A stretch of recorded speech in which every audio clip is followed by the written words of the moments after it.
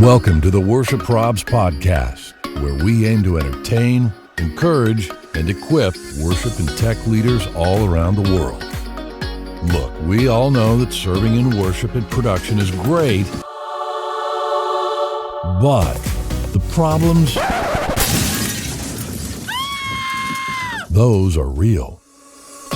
Thanks for joining us as we dive into today's episode with our host, Brian Tabor. Welcome to episode 318 of the Worship Probs podcast. Guys, it's a new year. It's a new me. I'm a new man this year. Not really. I'm the same guy, but it is a new year and I'm pumped for that. But you know what's not new? Our commitment to the 3 E's. They govern everything we do. Those E's are entertain. We want to make you laugh. Just remind you you're not alone. That's where the memes and the worship fail videos and all that stuff comes in. We want to encourage you. We want you to find encouragement with following us and listening to the podcast and watching worship karaoke. And then we want to help equip you. And today, you're going to experience all 3 of the E's in a roaring way. I can promise you that. If you would do us a favor, I'm renewing this request for 25. Jump over to Apple Podcasts. Even if you're listening to Pod Stones or Podbeam or whatever, Spotify, whatever, we need you to do this one on Apple. If you would leave us a 5-star rating and a really nice review, we would be really, really grateful for that. Well, I can think of nobody better to help steer us today, keep us on the rails, the straight and narrow path. Oh boy. The narrow path. Oh boy. I can think of nobody better than Mrs. Probs, my better half, Kim Tabor. Welcome. Woohoo! Happy New Year. It's 2025. Yeah. It is, man. Oh, I can't believe it. Pretty pumped. My goodness. Pretty pumped. I am pumped too. We made it. We made it. The Lord's was good in 2024, and I'm excited to see what he's going to do in 2025. Hey, what year did we meet? Do you remember? Did we meet or did we start to Well, we date? met before we started. It took me a while to talk you into it. Well, we would have met the 1990. year you were at IU. 89. That's where we officially first 1989. met. Holy moly. 1989. Yeah. Yeah, it's been a minute. It's been a minute. long time we've known each You're other. still speaking to me. That's good. Well, I am so excited about this episode in particular. We're, of course, going to do my favorite, the prayer concerns. But we have an incredible interview to share with you all today. Caitlin Caggiano. I love that name. Yes. And I love this woman. She is a Powerhouse. spiritual, absolutely. Yep. So this is going to be a great way to kick off the year. Absolutely. And a great way to kick off the episode that's helping us kick off the year is to tell you about our friends at Planning Center. This episode of the Worship Probs podcast is brought to you by Planning Center, an all-in-one software that can help you organize every facet of your ministry, connect with your people, and help your people stay connected to each other. Among the many ways Planning Center can help you do that is through task management. In Planning Center, you can create detailed tasks, organize to-do lists, and even collaborate on those tasks with other team members in real time. Do you have recurring events and projects with long to-do lists? Make a task list template to save time. Have regular tasks you need help keeping up with?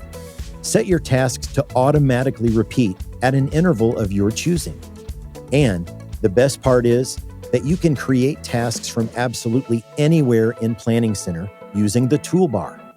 You'll find your Tasks tab in Planning Center Home, the place you see all the important updates happening across your account. To learn more and get started today, visit planningcenter.com or click the link in our bio. So Okay, Kim, we've been spending Christmas together for a really, really long time. Did you have a highlight from 24, Christmas 24?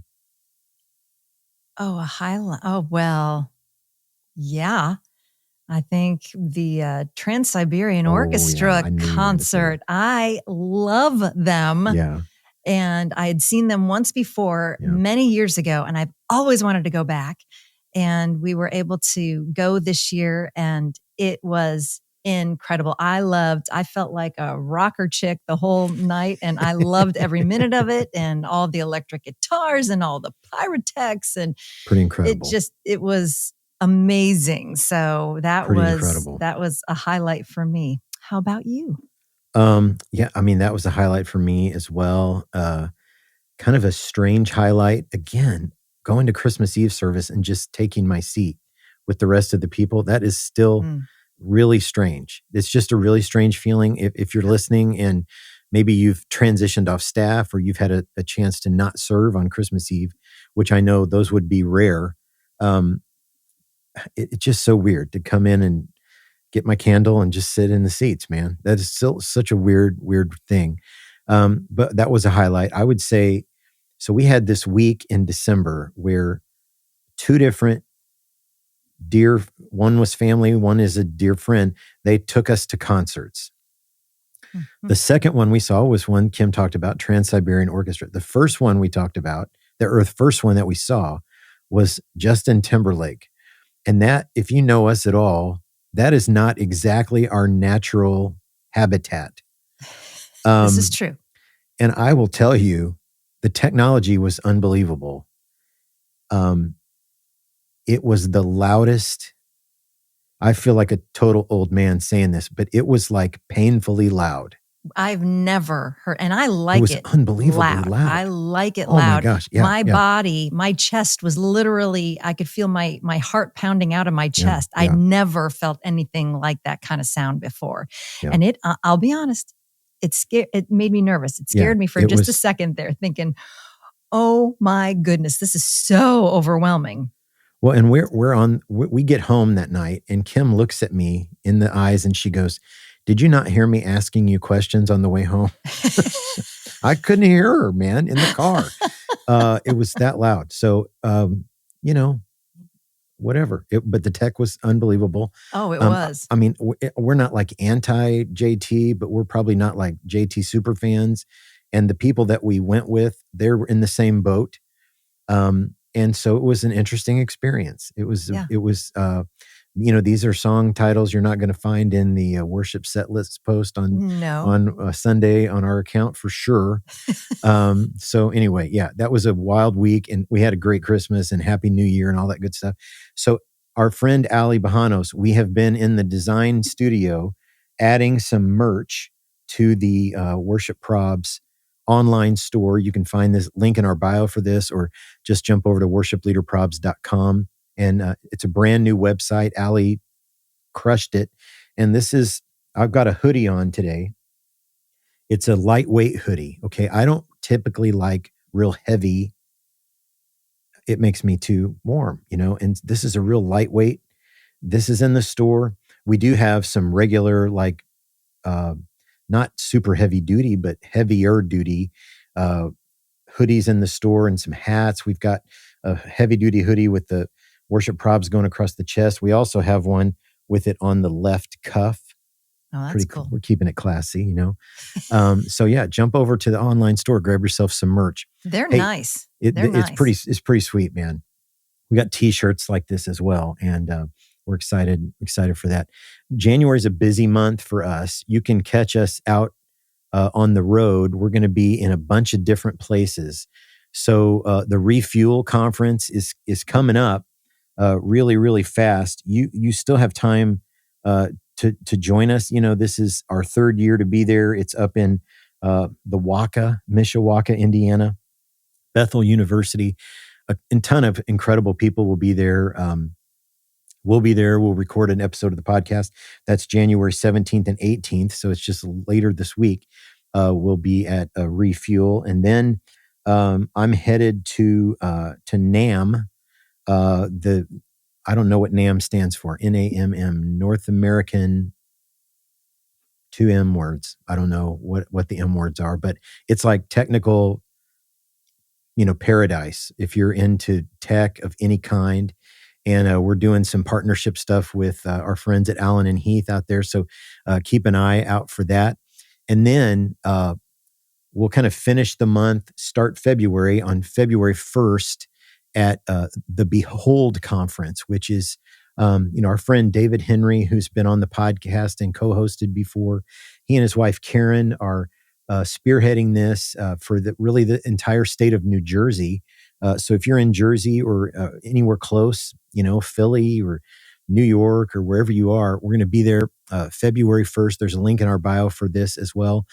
Kim and I will be there doing some teaching. We're going to record an episode of the Worship Probs podcast. Uncle Paul Balash will be there. And so Behold is going to be awesome. So link in our bio for that. Hope you'll join us. Worship Karaoke Season 4 is going to finish with an absolute bang here soon. Our dear brother, John Cassetto, is going to, he's like the anchor episode of Season 4, and we're going to be bringing you that soon. So check that out on our YouTube. Follow us at Worship Probs over on the YouTubes. And in 2025, we're launching our e-news, the Worship Probs e-news. It's going to be an email newsletter. It's not a spam sort of deal. You're not going to get 18 emails. You ever had that thing where you went shopping online and like literally 30 seconds after you decided not to buy, you get the first of 8,000 emails from a company? We're not that company. You're going to get 1, maybe 2 emails a month. And it's just going to be, there's going to be some devotional stuff in there. It's going to be highlighting some things that you won't see on our social platforms. And so sign up for that. There's a link in our bio for the Worship Probs e-news. You can do that right on our website. And then in 25, we're launching another podcast. Last year we launched the Worship Probs podcast network. Our first show, Stripped Free, which is a podcast for women specifically, but God wants to set you free from something, for something.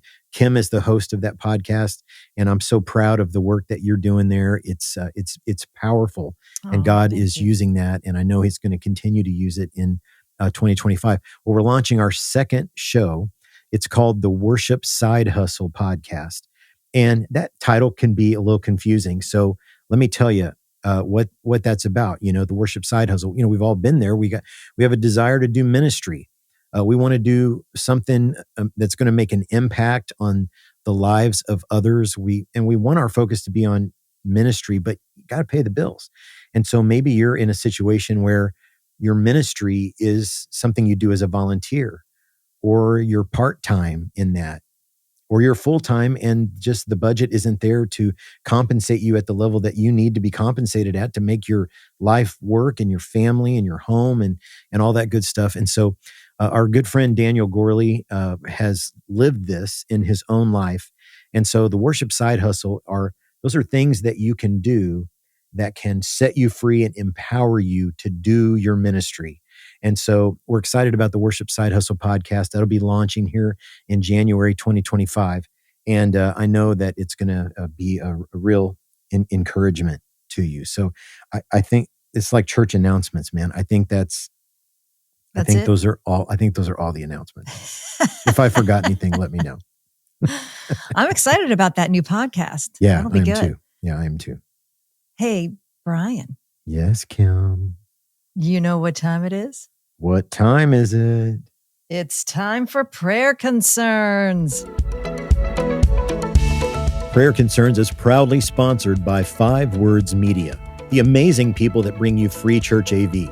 5 Words Media is also the official AVL integrator of Worship Probs. If you're a worship pastor or a tech director, you know how crucial audio, video, and lighting are for your weekly gatherings. Speakers popping, dead zones, lighting, and live streaming issues can quickly make your gathering both distracting and frustrating. An excellent worship gathering is one where your AVL systems are all working together seamlessly to help create a powerful worship experience. The team at 5 Words Media gets it. They're ministry experts who understand the details of your local church's needs and the pivotal role that volunteers play. Their passion? to deliver high-quality, volunteer-friendly solutions that align with your budget and priorities.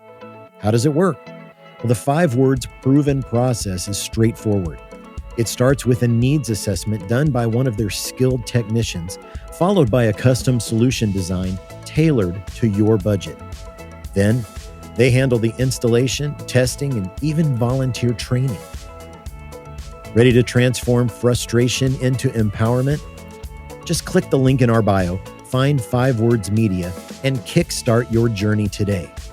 Elevate your gatherings with precision and excellence. Schedule a call with 5 Words Media now.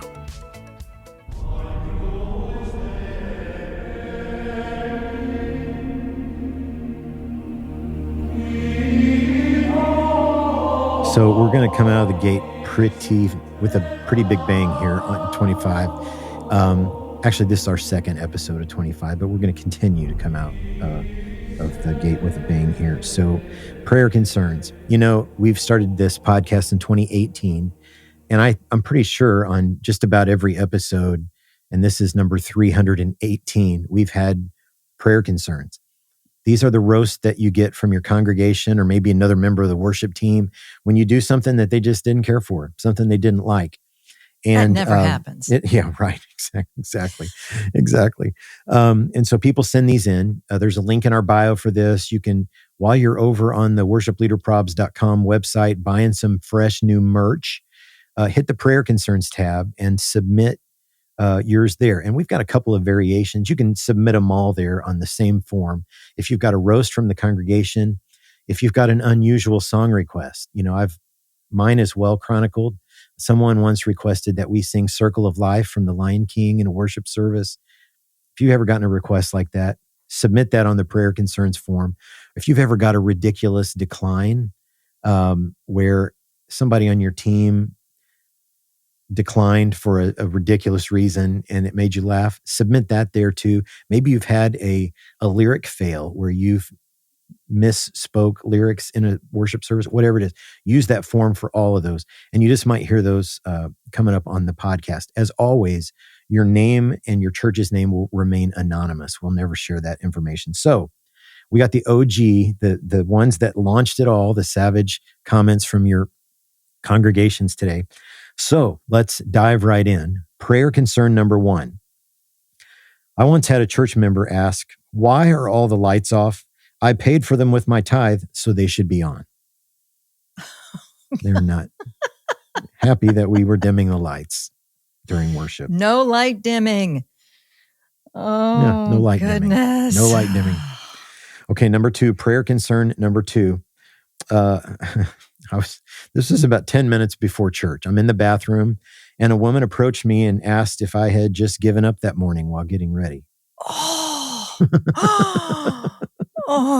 What in the world? As Emma Jean would say, "Oh, Brian." Oh, man. Yeah, that's not okay. That's not okay. That is not okay. It's not okay. That's not okay.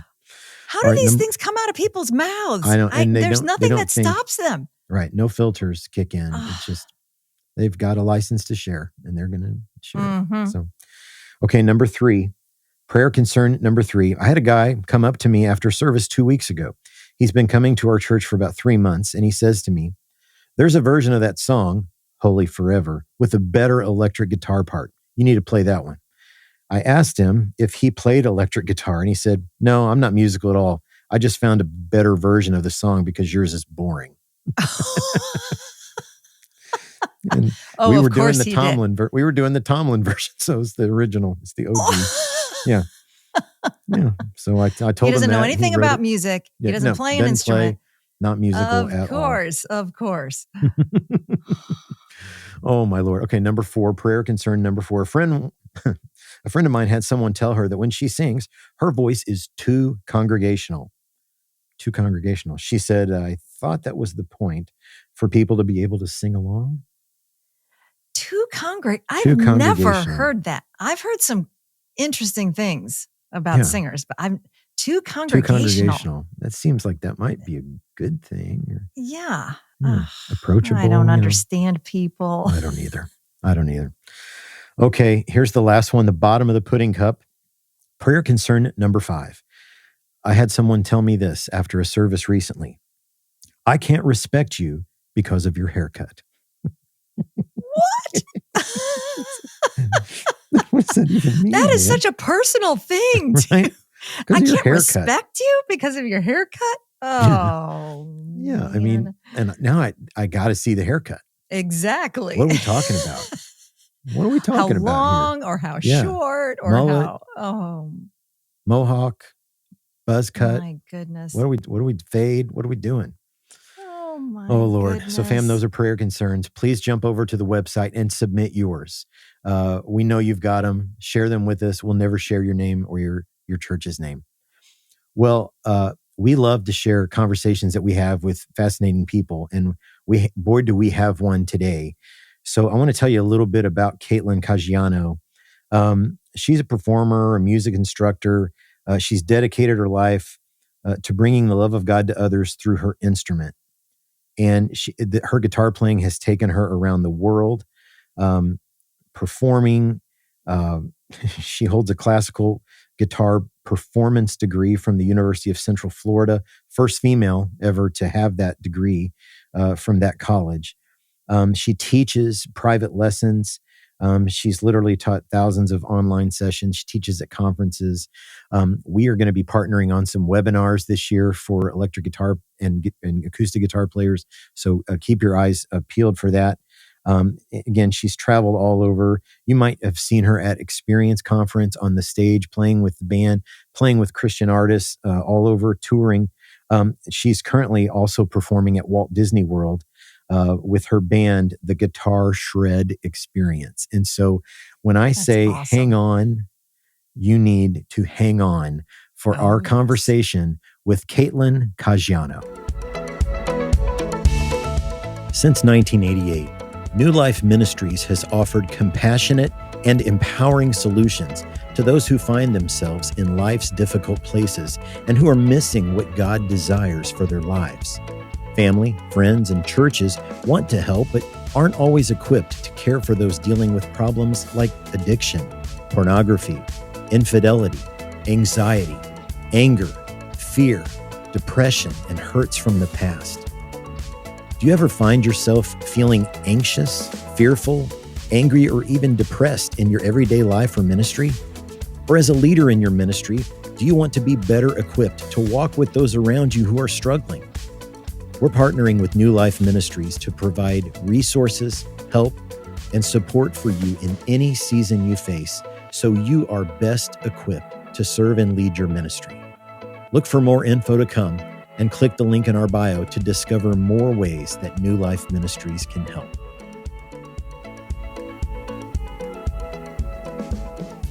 Well, the Worship Probs podcast is thrilled to have Miss Caitlin Caggiano with us this morning. Caitlin, good morning. Good morning. I'm thrilled to be here. And did I do okay with the That was, I think, the best pronunciation of my name I've ever heard. So thank you. Yeah. Wow. Yeah. Thank you. Excellent. I always joke and say I need to marry some guy with a 1-syllable last name because this is it's crazy. We have been so looking forward to this. How was your Christmas? My Christmas was great. So this was actually, I think, the first Christmas Eve, maybe in my entire adult life, that I took it off and I was not playing at a church. Wow. I actually subbed out last minute, which I don't recommend doing. I know that's so frustrating, but I was out of town last Christmas and I missed my nephew's first Christmas morning. And I just really wanted to spend time with family. And the older you get, you need to make that a priority. So it was really nice. I was able to sit in a Christmas Eve service with my family and not go to the church with my guitar and just sit and absorb in it and just have the best time. And it was so relaxing and amazing. It was great. Isn't that the strangest thing? We got It's to do bizarre. the same thing this year. I to know. not I feel have like an any alien. responsibilities. Yeah, it's just so weird. I felt so awkward, but at the same time, it was thrilling. It was, wow, I'm sitting here. I have no responsibilities right now. It was great. Yeah, it's pretty well. The first Christmas Eve, I was not on staff. We went to church with Kim's parents in Cleveland, and the pastor gets up and he goes, "Well, we were supposed to have handbells, but somebody got sick and it spread through the handbell. And then we were supposed to have a regular choir, somebody got sick, and our piano player got it too, and so we have like a sub. And I'm sitting out there going, "Buddy, I feel for you. I feel, I feel for you." Yeah. And it is not my responsibility. No. At that point, it's hands off. That's right. You fight your own battle at that point. Well, we've so been looking forward to this, and we love to have a little bit of fun. So, Caitlin Caggiano, welcome to the hot seat. Oh gosh! So we've got 5 like rapid fire questions, and I'm ready for these answers today. So, okay, number 1, burger or salad? Burger. 100%, nice. Like a triple decker burger. Yeah, love it. Oh yeah, all right, protein all the way. Okay, number 2, what is the last song you played on your phone? Glamorous Indie Rock and Roll by the Killers. It's still on there, I think. That's what I was doing while I was putting my makeup on this morning. Nice. Okay, number 3, if you had to choose a superpower, what would you pick? The ability to be invisible. Ooh. Because I love seeing people in their most genuine and authentic selves. And I think if you're not present, you're there. Also, when I know this is bizarre, but when I'm leading worship on stage, I always tell my band, I don't want them to see me. I want them to see Jesus. And I want to be able to help people by being visible, if that makes sense. Where they're not seeing me. Did not mean to go spiritual on the rapid fire question. Let's keep it going. you do you, man. You do you. Okay, I'm gonna pivot on this question. Yeah. Number 4, is there something about you that people wouldn't know? Like what's most surprising about you that people don't know? I think this is slowly coming out more and more, but I'm a complete introvert nerd. Like completely. I'm such a nerd and I'm such an introvert. And I think when people see me on stage, they just assume I'm this like intense rock and roll chick or whatever it is. And I'm such a nerd. I am such an introvert. I'm a hermit. So maybe they don't know that about me. Yeah. I'm trying to open that up to the world a little bit more. People sometimes think I'm this like crazy, intimidating person and they don't want to approach me. I'm like, I'm literally a nerd. That's all I am. So yeah. That's awesome. Well, okay, the last one. And this may be tough, but what is your favorite electric guitar solo of all time? Oh, that's a really good question. God, that's a hard question. You know what? This may shock people because it's not like the most iconic solo, but it's very important to me because it was the first guitar solo I ever learned on the guitar. I was in the 8th grade when I learned it. I had to actually learn it on the acoustic guitar. And then when I eventually bought an electric guitar, I was able to play it. It's Keith Urban's solo on Somebody Like You. That's one of my favorite solos. And I think, honestly, it's, again, not the most iconic solo in the guitar world, but it's the solo that means the most to me. I was in the 8th grade when I learned that solo. And it's been my favorite solo of all time. And he's kind of known in your world as a pretty legit. Oh, he's very good. Yeah. And actually, I've seen him live twice. And I think I was 16 or 17 years old the second time I saw him. And I was at the side of the stage and he actually grabbed my arm. And I'll never forget that. And like when I was that age, I was like, I think he's transferred some of his powers to me or something. It felt so good. But I think that is my favorite solo because it means so much to me. It's awesome. The solo that inspired me to go all the way with music. Wow. Yeah. Well, that's it. You survived the hot seat and you crushed it. You crushed it. Fantastic job. Well, we're so glad to have you on today. And there's a ton of stuff we want to talk to you about.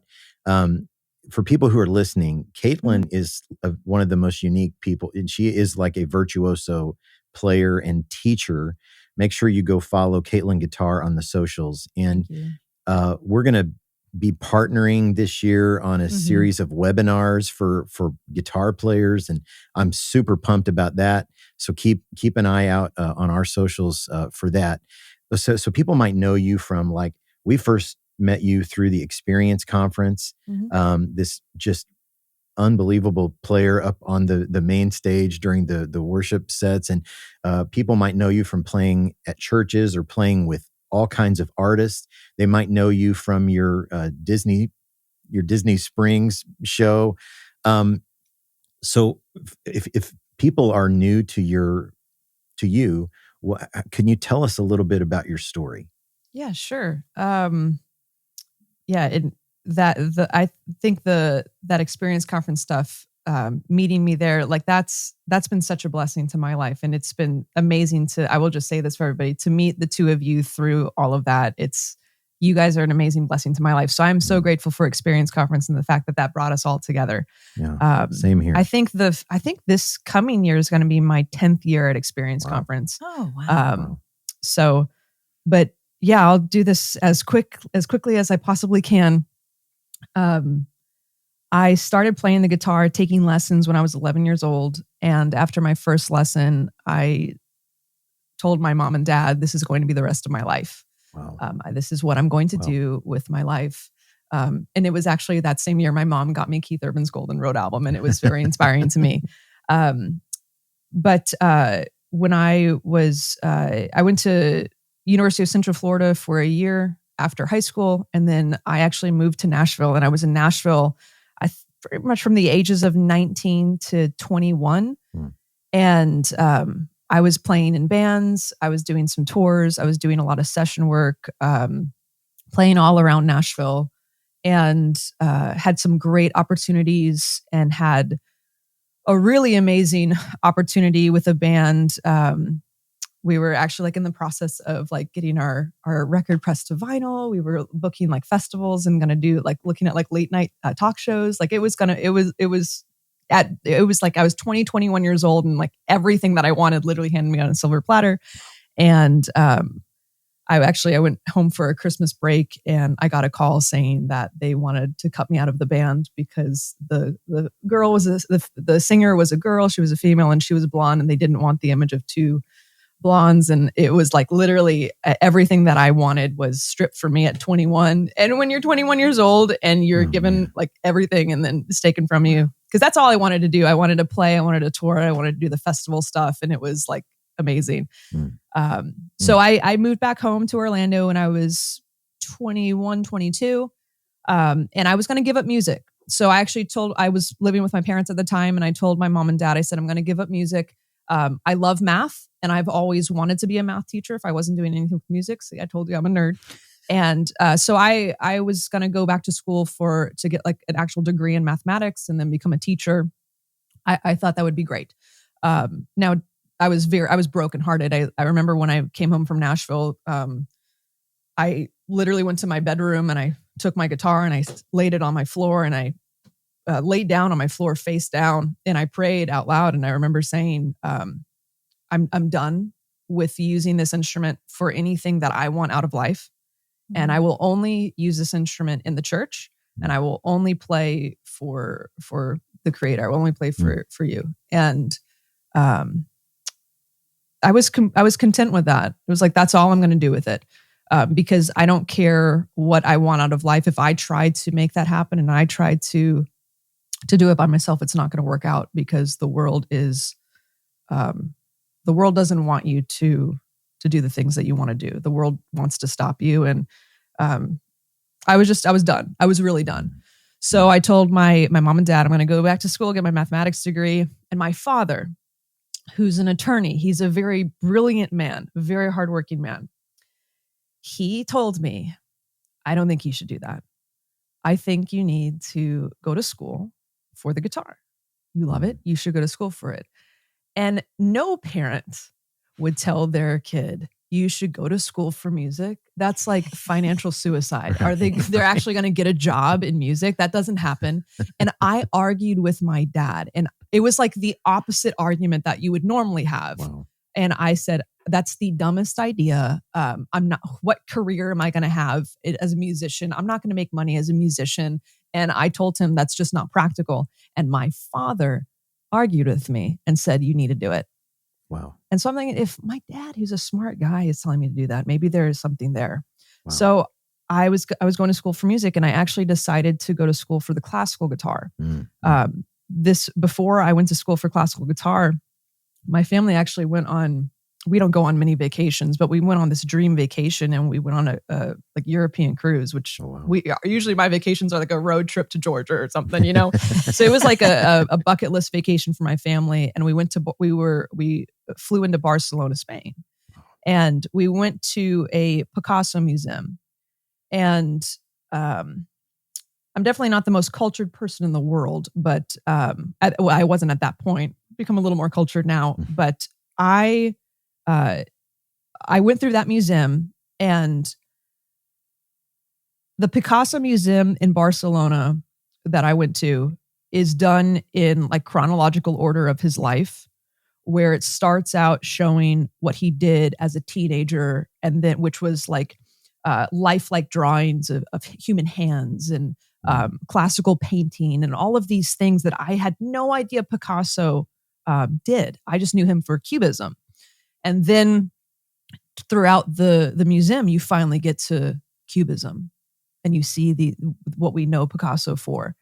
And to this day, I cannot look at a Picasso without crying. That's my toxic trait. I will literally look at Picasso and I will start weeping.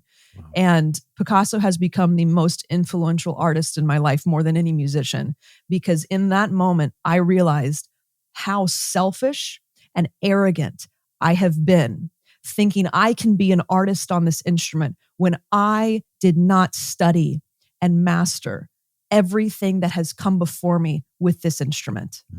And Picasso, who's one of the most well-known visual artists, he didn't just start out with Cubism. He didn't just start out with what he's known for as an artist. He studied the things that have come before him. And I had never thought of that before. And that is the reason why I decided to go get my degree in classical guitar, because I could have done jazz, I could have done commercial music, I could have done other things. And I wanted to study the things that have come before me. And actually simultaneously while I was doing that, I was reading War and Peace, which if you've never read War and Peace, second to the Bible, that is the book you should read. Wow. Because it is all about humbling yourself and coming to the point where you're realizing you are nothing. The only way God will make you something and have any sort of influence in this world, you have to get to a point where you realize you're nothing. Because if you empty yourself completely, everything in me will be of God. He'll fill me up.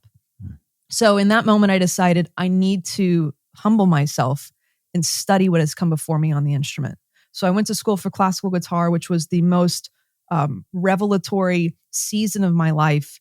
It was very humbling because I was 22 years old starting my degree. Now looking back, I'm like 22 is super young. I thought I was old at that point, but I was 22 and I had a twin sister who had already graduated with her degree. She was working a very talented editor, and it was very humbling. I was the oldest one in a lot of my classes. You know, I'm surrounded by 18 and 19-year-olds.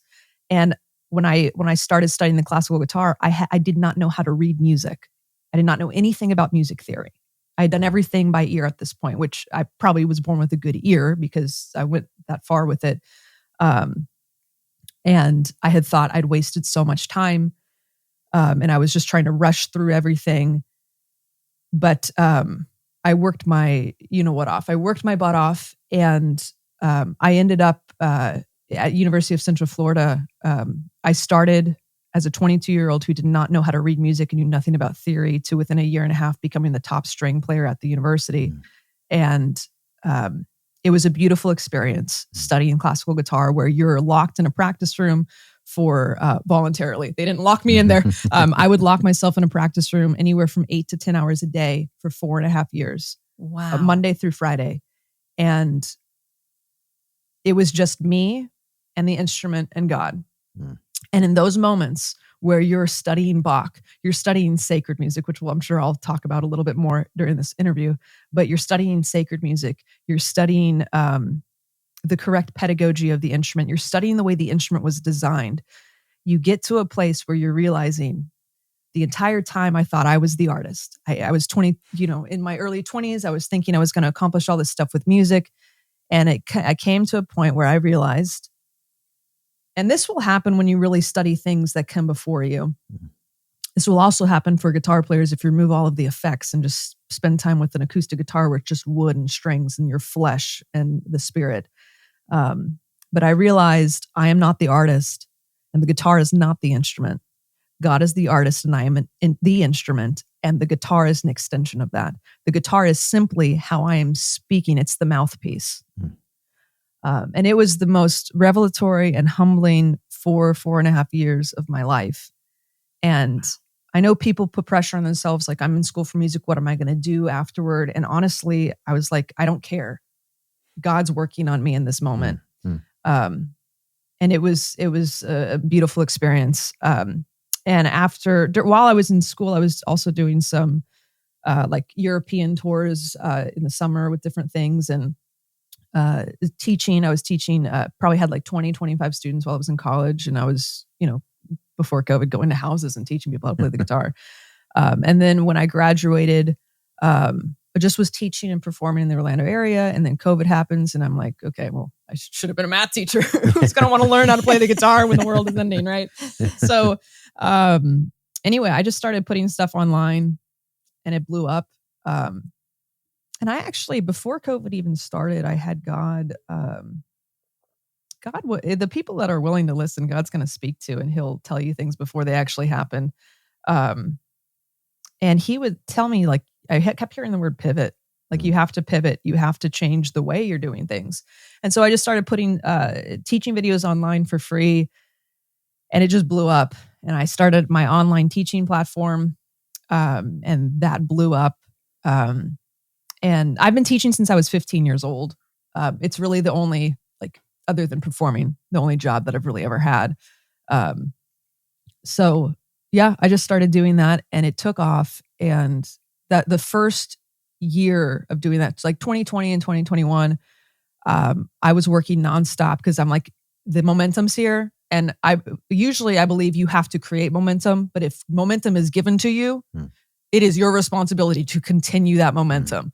And I knew, like, I could harness this and make this into something. So I was teaching 60 hours a week from 2020, 2021. It was insane because I had to keep that momentum going, working the social media and all of that stuff. And I mean, God really blessed it. I was actually able to buy my first home in 2021, and just God blessed it immensely from teaching the guitar. It's insane. Wow. So I built the business, I expanded the business, and right now I'm at a point where, honestly, like I always say, we work the ground, but God brings the rain. And I'm very, very grateful that I took the initiative to work the ground and grow where I was planted, but God was the one that brought the rain and opened every door. I was just ready for it and prepared for it. But I'm at a point now where I work from home. I teach one-on-one Zoom lessons to clients, students all over the world. I have over 250 like one-on-one students that are registered right now. I teach multiple master classes weekly. And I'm actually in the process of launching an online guitar courses, like pre-recorded courses. I'm really, really excited about that. And I never thought I would get to this point. And it's really interesting when you are really content, and honestly, it's contentment with paired with gratitude. That's a big thing for me. Because if you want a miracle to happen, if you look in the Gospels, when Jesus would perform a miracle, he would always give thanks before. So I always start my mornings with gratitude. But that's when the Disney stuff came to me. So I get people asking me all the time, how did you get in with Disney? What did you give them? I said, I did nothing. They actually approached me and wanted to build a show around me. And it's crazy. That was literally placed in my lap. And I will say, if you sharpen your skill set and you're grateful and you work your bottom off, you will, opportunities will come. That's when you attract them. God will give them to you. Wow. So, and now I'm at a point where I work from home and I play at Disney, and it's wonderful. And I'll teach at conferences like Experience Conference. I'll do that Refuel conference here soon. I'm so excited about that. And then just blessed to play with some worship artists. I'm actually going to be doing a show at Jeremy Rosado. I've been able to work with a lot of different worship artists and just absolutely love it. So very blessed. That was probably longer than you wanted it to be. But yeah, many people don't know anything about my story. They just see me as the blonde girl who teaches the guitar with the crazy alien tree frog fingers. They're like, that's all they see. I get that all the time. Your fingers are so long, I can't learn the guitar. But yeah, there's a lot more to the story. So wow, incredible. Yeah. I find you fascinating. And like Brian, I have been able to watch you from afar at the Experience Conference, and your the honing of your craft and your guitar playing, it's the first thing that hits someone. Mm-hmm. But last fall, I was able to get to have a conversation with you for the first time at the Experience One Day conference. Yeah. And it was a more intimate setting. Yeah. And you really have a 1-2 punch because the honing of your craft and your skill level on your instrument, and then you combine that with your heart and your love for Jesus. I mean, that is a 1-2 punch. And that in our one-on-one conversation, that became very clear to me. And something very interesting happened to me at that Experience One Day as it relates to you. So during one of the, like I said, it was a more intimate setting. And during one of the worship sessions, you were part of the band. And I had been out in the seats worshiping along with everyone else. And then all of a sudden, I just stopped singing. And I started listening and I started watching. And I just felt like I was honed in on you. And it was not because you were doing anything that was self-serving or trying to draw attention to yourself. I just found myself having a very visceral response to you worshiping. And I found myself, you mentioning gratitude. My heart was overwhelmed with gratitude for what the Lord has given you and how I was being a recipient of that in that moment. And I was worshiping in a completely different way. I wasn't singing anything. I wasn't saying anything. I wasn't playing any instrument. My body wasn't even moving, but it was a visceral thing that was happening inside of me. And I remember becoming very emotional.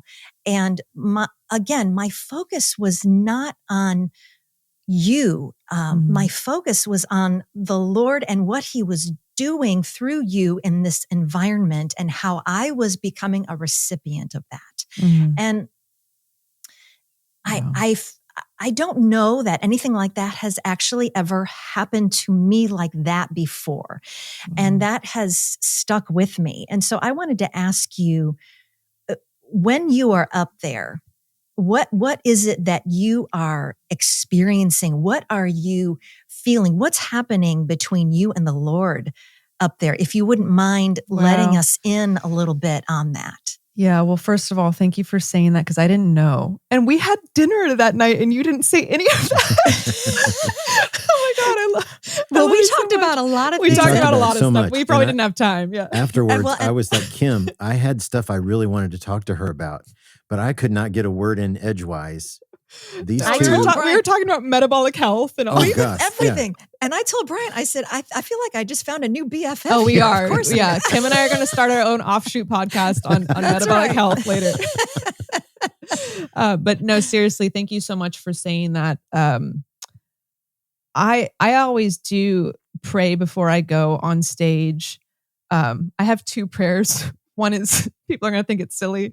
If you've ever seen The Patriot, there's a scene where Mel Gibson, right before he gets his son back and attacks the redcoats, it's a glorious scene. He's standing next to a tree and he prays and he says, "Lord, make me fast and accurate." Yeah. And I do pray that before I get on the stage, just so that like I know my skill set well enough. Lord, make my fingers fast and accurate. But there's another prayer that I do pray, and I always ask the Lord to make me invisible. I only want them to see Christ. I only want them to experience God, and I want to remove myself out of that equation. It goes back to, again, I'm not the artist, I'm the instrument. And so just let God do with me what he will. And so I think that's a big part of it, but coming from, that's more of the spiritual side, that I'm allowing the Lord to really be there. I remove myself completely. I remove myself completely when I'm on stage worshiping. It is a very sacred experience for me. That being said, the human preparation side of that, so that I can make that happen, where there are no distractions and the Holy Spirit can really speak and move through me. There are moments that I literally black out when I'm leading worship on, and I don't know what's happening. The reason why that's allowed to happen is because I have sharpened my skill set so much, and I have learned the language of music, and I've learned how to speak the language of music fluently on my instrument so that the Holy Spirit can speak through me. And I've talked about this in some like conferences that I've taught at. But music is a language, and music is communication. And I believe it's one of the tongues. I know that might sound really, really weird, but I really do. And I believe the Holy Spirit, just how if people do, I don't have the gift of tongues. I know people that do, but I do believe, this is probably when people are going to turn off the podcast, but I do believe that when the Holy Spirit does speak through you, music can be one of those tongues. It is a language, it is communication. It's been created by God. But I have studied that language so well that there are some moments I really believe I can speak the language of music better than I can the English language. And because I know where everything is located on my instrument, when God gives me a word or the Holy Spirit gives me a word spontaneously in those moments of worship, I don't have to think, and it comes out through me because the Holy Spirit will tell me what's going on and what needs to be spoken into the congregation at that moment.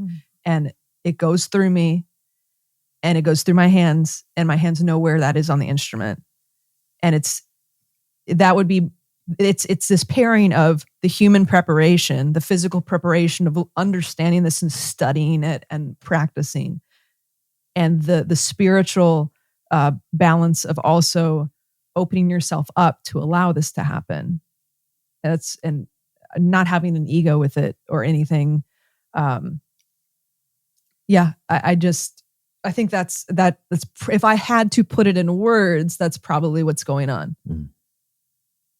Man, that's powerful. That's powerful. Well, and we've been beneficiaries of that. We got to play together at the Experience one day, which was like a highlight. It was the first time we had ever played together. It was so fun for me. Yeah. And it was just an unbelievable. And I don't think we were using chord charts. We went. Exactly. Brian would not. Okay, so as you look kind of at the landscape of the church, and especially for musicians, for players, do you have a word of encouragement, or maybe and this is okay if it turns into a sledgehammer? I am here for it. A moment like what do you wish you could say to players in the local church? Two things. One will be encouragement. The second will be the sledgehammer. We'll start with the good news cop, first. Good cop. news, then bad. Yeah, there we go. So for a word of encouragement, the title worship leader in our culture is somebody who is standing and singing. It is a vocalist. It is a singer. That's our definition of worship leader. Just because your instrument is not your voice does not mean you are not a worship leader. Every musician on the stage is a worship leader. You are leading people to the throne of God. Come on. I believe that our instruments are weapons. They are spiritual weapons for spiritual battles, because this is spiritual warfare. That's why I take care of my instruments. That's why I get them set up. There's a lot going on here. And so I don't want, especially musicians of volunteer teams, they're not getting paid. They're not called the worship leader. They're one of 7 other guitar players that are on rotation. I don't care if you're on rotation, you are 24/7 a worship leader. So I want people to be encouraged by that, because sometimes I feel that musicians think lesser of themselves than the vocalists. So have confidence with that. True confidence does not come from your ego. True confidence comes from understanding your identity and what God has created you for and what he's doing in your life. So if you really do understand that you are a worship leader in that moment, regardless of your skill set, I don't care if you're a master guitar player. I don't care if you only know 3 chords on an acoustic guitar. Please have confidence knowing you are a worship leader in that moment. So that would be more encouraging. Now for the sledgehammer. there's a big problem of ego Mm. in the worship musician world and culture, from the local churches to professional stages. And it's interesting to me. It's actually fascinating to try to study and wrap my head around. Worship music is a very minimalistic genre. There's not a lot going on compared to fusion or avant-garde jazz or something like that. But there's not a lot going on musically. So there's a lot of room for people to think they're better than they are. Mm-hmm. And I see this problem happening. It's growing exponentially through social media, where people film them. And again, I will say there is nothing wrong with doing this, but I have just personal opinions on it.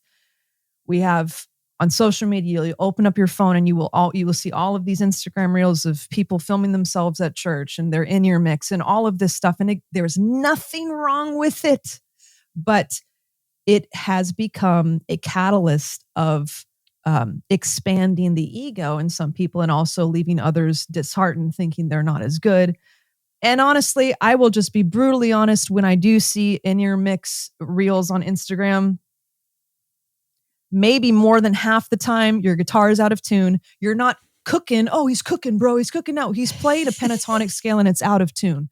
And it's very frustrating to watch this because we're just expanding this ego. Sure. And I kind of used to do a little bit of that, and I just don't anymore. There are moments where I'll do it where like I'm playing with a friend that I've not played in a while and I want to capture that moment.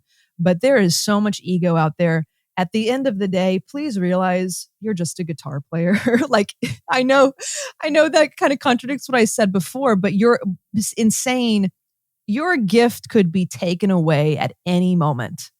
And there's probably a greater chance if you have ego paired with the gift that God gave you, he may take it away a little bit quicker than someone who is very humble about it. So please play every set knowing this gift could be taken away from me at any moment. You could get in some accident and you lose motion of your hands or something. You know, it is very fragile. So protect the gift that God gave you with humility. Humility will protect your gift. It just drives me crazy. It drives me crazy seeing so much ego. Now, obviously, not every guitar player is like this. But there's always someone better than you. There's always a way to improve and to grow. Like I have personally dealt with guitar players that I'll teach them, and then as soon as they get on the main stage of their church, they say they don't need to take lessons anymore because they've made it. You'll never, if you ever get to a point in your life where you think you've made it, you're dead in the water. I don't know how God's going to use you. So this again goes back to this gratitude and humility. But I'm really sick of the ego. So if and sometimes we have it and we don't realize it. Like there's so many times I have to check myself and make sure, is there any ego in this? Is there any ounce of what I'm putting out that is not from God completely? Is there any of my own selfish desire or my human nature to want to be seen and want to be heard and people to see my guitar solo and all of that? And I've just really been done with it. I mean, I played at a mega church most of my life. And, you know, it gets to a point where I see people taking out their phone and taking pictures of me and filming me. And when I have a moment where I have a guitar solo and the giant camera is on me and I'm on the big screen, and it's nauseating to me because even though I'm not doing it for that, it could be perceived that way. Sometimes truth is the way that people perceive it. And I don't want their truth to be, this girl is doing this because she's got a lot of stage time, or I just don't want that. And it's hard because the ministry has become an industry, and it's a very, very difficult thing to navigate. Going back to, I wish I had the gift of being invisible because I don't want people to see me. So just begin to check your heart and remove your ego and tune your guitars and have humility, because humility will protect the gift that God has given you. Amen. I think about those like iconic jazz players who are still practicing 4 hours a day when they're in their 70s, you know? Yes. What a word of wisdom. Oh, man. Yes. Humility will protect. I think I your spoke gift. the truth in love there, right? You did. Absolutely. It was awesome. Absolutely. And And that kind of goes against what we feel like as human beings. That whole for phrase, sure. humility. That's the human protects your gift. condition. Yeah. Yep.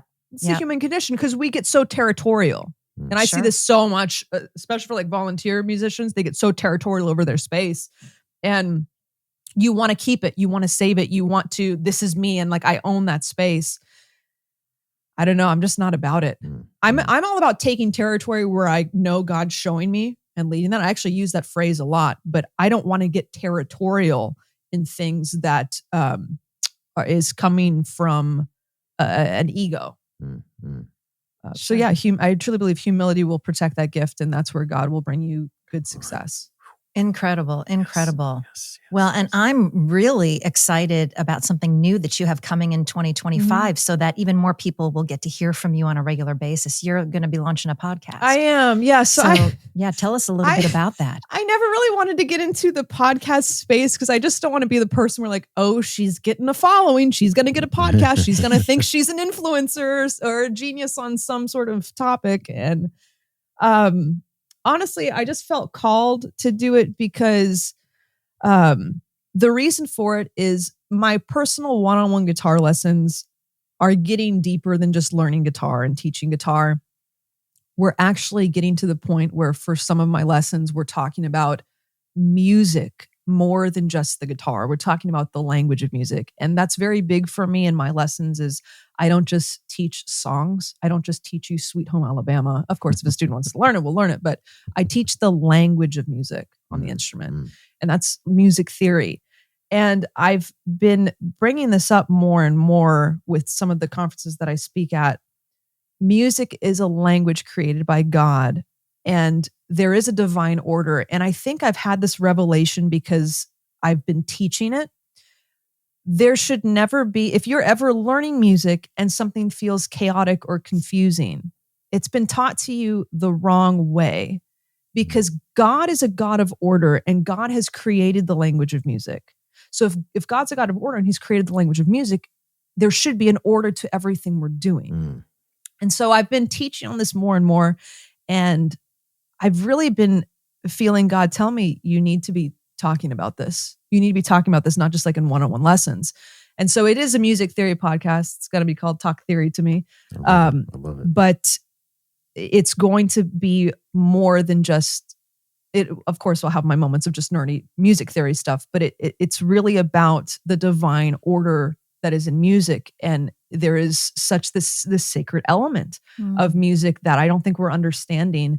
And there's actually healing powers in certain frequencies. My mom sent me something on Instagram of Beethoven's Fifth Symphony. There's actually, it's healing to cells that have been like eroded by cancer or something. It actually like heals cancer in the body.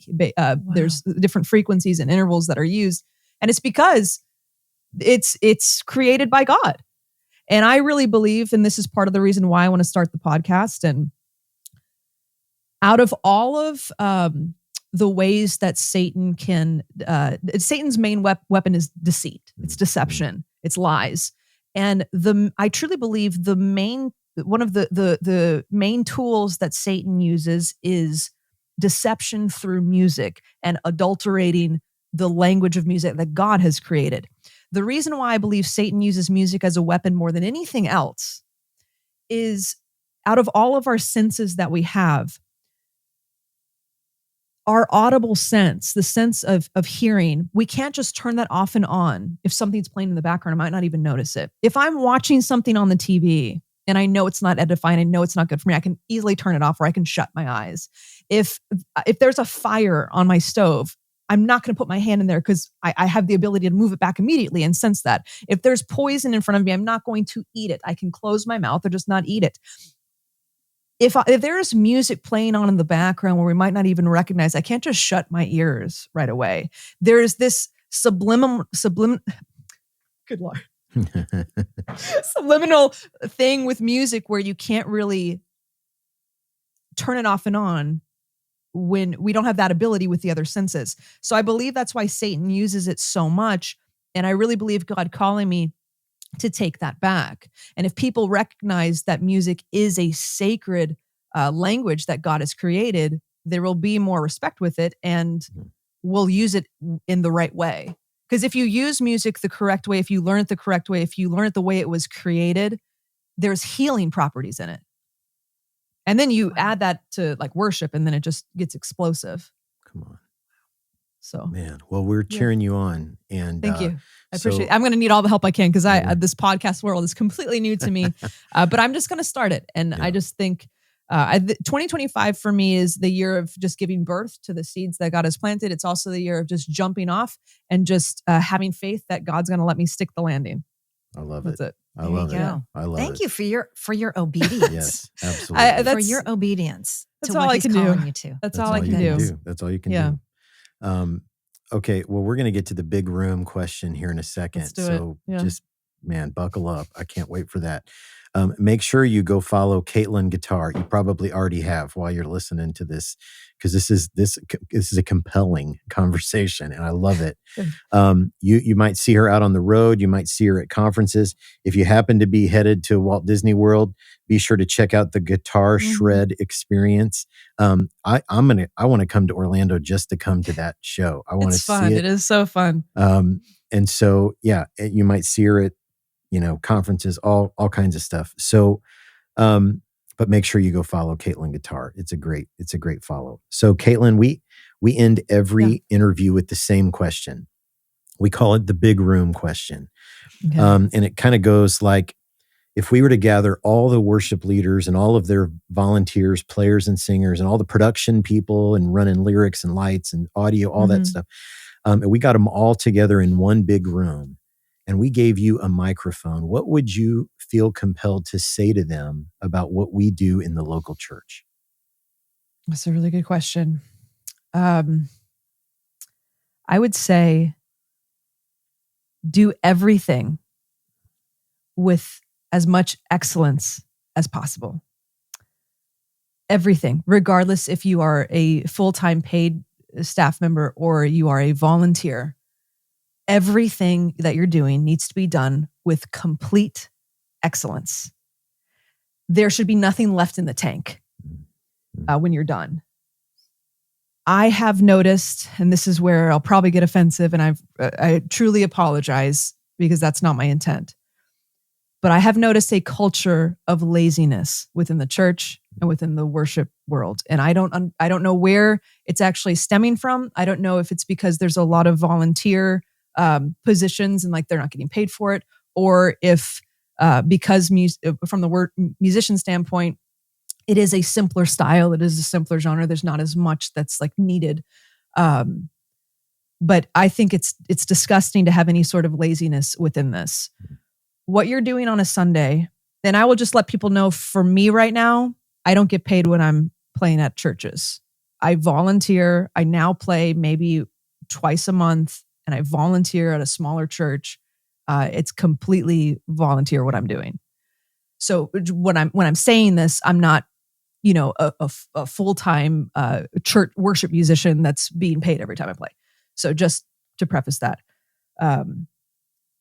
But regardless of whatever you're doing, we have to understand that when we show up on a Sunday, how sacred that is and how important that is. Okay? Regardless if you're pushing faders, you're sweeping the floors, or you're playing the guitar, or you're whatever it is, you are creating an offering to the Lord. You're giving an offering to the Lord. You're leading people to the throne of God, and you're waging spiritual wars. You're fighting spiritual battles every time you show up on a Sunday. I don't know of anything more important in my life. I do a lot of important things. I don't know anything that is a higher calling than that. Okay? Even as a volunteer. So if we need to have this attitude of respect in these situations, we need to come from a posture of gratitude and humility, but we also need to come from a posture of understanding how crucial this is and how important it is. And if you have that mindset, you can't help but do everything with as much excellence and professionalism as possible. Okay? So I do recommend honing your crafts, sharpen your skill set. If this is an opportunity for me to give an offering to the Lord, I want that to be the sweetest smelling offering possible. Yeah. I want to sharpen my skill set. I want to do things the best I can. And that will fight a culture of laziness. Now, for me, I believe the way you do one thing is the way you do everything. I don't care if you're getting paid for it or you're a volunteer, whatever it is. The way I do one thing is how I do everything. You will not find me in the green room eating donuts in between worship sets. And this is just a personal thing for me, because I want to be in tip-top shape if I am giving an offering to the Lord, leading people to the throne, and waging spiritual wars, fighting spiritual battles. I want to be my cognitive function as sharp as possible. I want to physically be able to do, and we are fighting when we're there. I do not want to be lazy and just, this is a personal thing for me, but when I play on the stage, you will not find me in baggy clothes and a hoodie. It won't happen. And I know the physical is different than the spiritual. You could wear whatever you want and it does not change what's in your heart. I totally understand that. But if somebody walks into my church and I'm on the stage and they don't know me, they don't know my heart, and maybe they're not even a believer, I want them to know, whatever this is, this girl takes this incredibly seriously. So there must be something to this. I'm not getting paid, and I want to show up and know this is the most important thing I will ever do in my life. And so the way I do one thing is the way I do everything. So what I have in my heart, this posture of respect, understanding how sacred this is, and this excellence that I want to give for my Lord and for the people around me, that's going to come out in everything. The clothes I put on my body, the food I put in my body, it will come out in everything. Now, that is my personal view on that. And I know that is the antithesis of what a lot of people do and think about on a Sunday. But there is nothing more serious than what you're showing up to do. I do not care if you are running lights, you're playing notes, a pentatonic scale on the guitar, or you're cleaning the bathrooms of the church. You are an army and you are fighting a spiritual war together. Come on, man. Hallelujah. Come on. Oh my goodness. Gosh. Again, it's good we kept that at the end because people would have turned the podcast off in the very beginning. I love 3 it. minutes in. My dream is love that it. we hear like instrument cases popping open and amps being powered on and keyboards being turned on, and people are hitting the woodshed, man. That's how to we get should. ready That's for what we Sunday. should be That is doing. how it Yeah. should be. Put that Yeah. on my tombstone, man. Yeah. Man, we love you and we have loved this conversation. Thank you so much for taking the time. And I know you had late shows at Disney last night, so you got up early to do this. So thank you. I'll sleep when I'm dead. Yeah, we're good. We're good. So guys, make sure you go follow Caitlin Guitar. Keep an eye open on our socials for those webinars that are going to be coming. It's going to be for really, players. really great. And we'll be pushing out your podcast as well. Talk Appreciate Theory to that. me when that launches. Thank you. And so super pumped just to be a friend. And we're cheering you on. Love what you're doing. And thank you so much for taking the time. Thank you guys. It's an honor to be here. I love you so much. And I'm excited for the future of everything that we're going to do collabing together. It's God's got his hand in it. It is God breathed. And I'm excited. We love you. Yeah. My goodness. Yes, we do.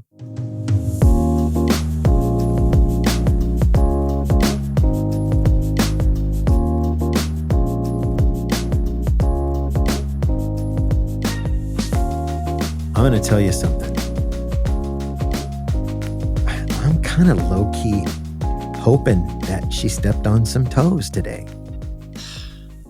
The words of wisdom. Man. Yeah. There's no basis to argue with these points about being prepared and knowing your craft. And humility protects your gift. Gratitude. Come on, man. And gratitude. It was, I want to be Caitlin when I grow up. Absolutely. She is incredible. Yeah, she is. Well, be on the lookout. If you're a player, be on the lookout for those webinars we're going to collab with her on this next year. We're really, really excited for that. And we're excited that you were here for episode 318. Man, that's impossible to believe. I can't even believe that. It is hard to believe. Hmm. And remember to hit subscribe wherever you listen to podcasts. And please do us a favor, go to Apple Podcasts and leave us a 5-star rating with a nice review. That's a huge help in helping to spread the word about the podcast. Thanks, too, for following us on all the socials, at Worship Probs on Instagram, Facebook, Threads, and YouTube, at Worship Leader Probs on TikTok, and join the Worship Probs community group on Facebook. And just look for the hashtag Worship Leader Probs on X. Yeah, and we love engaging with you on all those different platforms. I would add to that what I mentioned earlier. Just make sure you sign up for our e-news newsletter. You can do that on our website, buy some merch, hit up the sign up there. Huge thanks to our friends at Maven Media Productions. We've been telling you about them for a long time, and we absolutely love them. We love their heart for the Lord and the local church. They're doing our editing and graphics and anything, the shirt design, anything you see that looks good that came from our channel, that's something that Maven made, I can promise you. And they can do the same for your church. Maybe you have a company. Maybe you have a side hustle. Podcast coming this month. I see what you did there. Yeah, you see that? So maybe you have a side hustle and you need some graphics or a website or some social media coaching, whatever it is, they can help you. There's a link in our bio for Maven, or just jump over to mavenmediaproductions.com. Tell them we sent you, and they'll do a great job for you. And thanks to my friend Scott Hoke for our intro. Guys, we love you. We're excited about 2025 and can't wait to see what God's going to do this year as we partner together to help people take a step closer to Christ. And to entertain, encourage, and equip you in your ministry. We love you. Until next week, deuces. KT out.